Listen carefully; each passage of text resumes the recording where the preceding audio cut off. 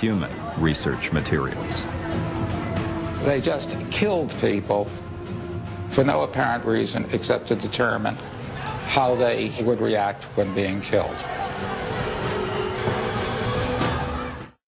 World justice will continue.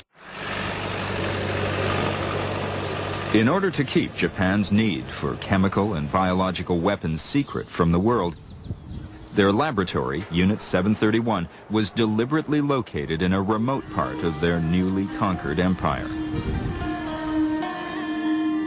Shiroishi, the mastermind behind the operation, knew he needed complete impunity, isolation, and a constant supply of test subjects in order to successfully carry out his research.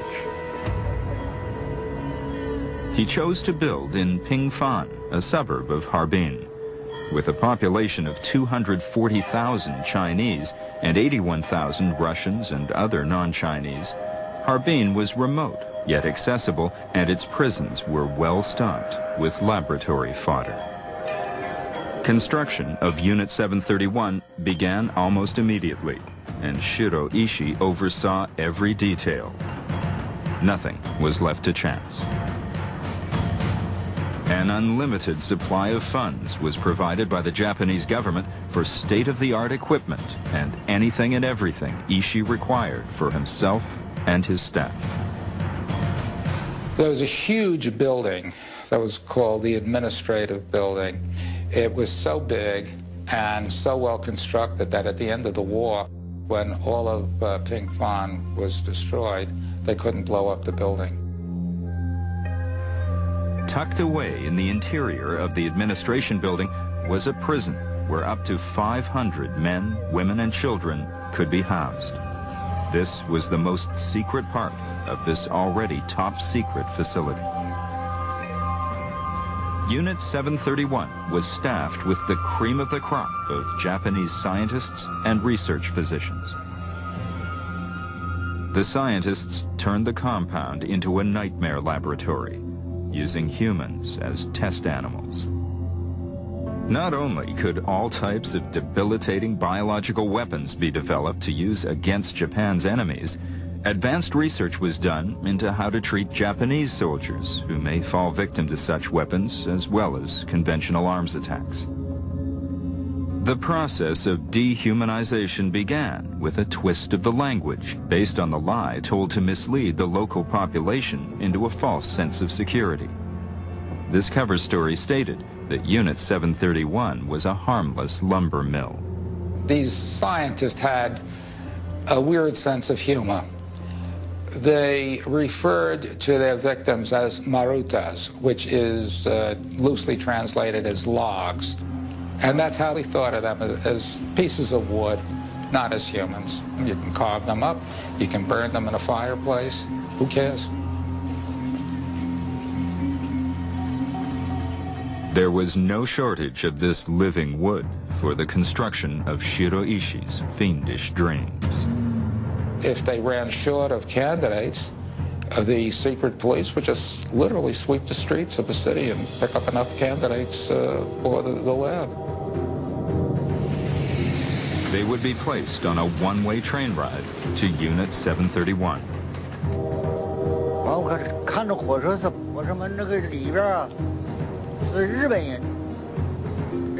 The train with 8 boxcars stopped. Soldiers opened the doors and removed what looked like straw mats wrapped in steel wires. I didn't know what was happening. And then I noticed arms sticking out and heads moving and blood coming out. And then the Japanese soldiers yelled logs, so I knew those were people. The fate of these prisoners was ordained the moment they entered the compound. Not one survived. We were testing the effectiveness of germs to determine how many people would be killed without giving a vaccine. In other prisoners, we injected vaccines and waited a while for antibodies to react. As we expected, those who did not get the vaccine got sick and died first. So we dissected them. The best way, in the minds of the scientists, to observe the human body's defense system battling the invading pathogen was by performing live vivisections, rarely giving anesthesia. I was ordered to wash that person's body with a deck brush before he or she was taken into the dissection room naked by a member of a special team. The first time I trembled. One team member was listening to the heartbeat using a stethoscope. One was standing holding a knife. The moment a stethoscope was removed from his ear, a knife went into the body. I did not know, but according to doctors, this timing was very important, because if the timing was wrong, we could get blood all over us, and then we could get infected. Not only were the prisoners deliberately infected with deadly diseases and dissected alive, they were also used for many more dramatic tests. 50 different lethal experiments, many thought up spontaneously and capriciously by Ishii and his staff.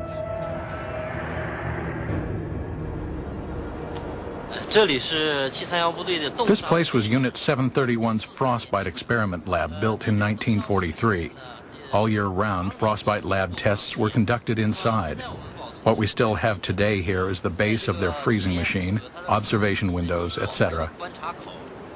They had refrigerated chambers, and also in Manchuria, the winters are very severe, 40, 50 degrees below zero Fahrenheit, and they would expose prisoners, various parts of their bodies, to these temperatures, freeze them, and then try various techniques to literally dehydrate them to see what was the most effective way of dealing with frostbite, so that that could be used in warfare as well, both to protect Japanese troops as well as to affect the enemy.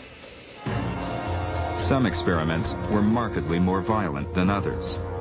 To determine the best course of treatment of varying degrees of shrapnel wounds sustained in the field by Japanese soldiers, Chinese prisoners were exposed to direct bomb blasts.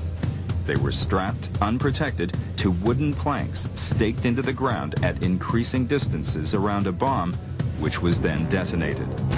Afterward, it was surgery for most, autopsies for the rest.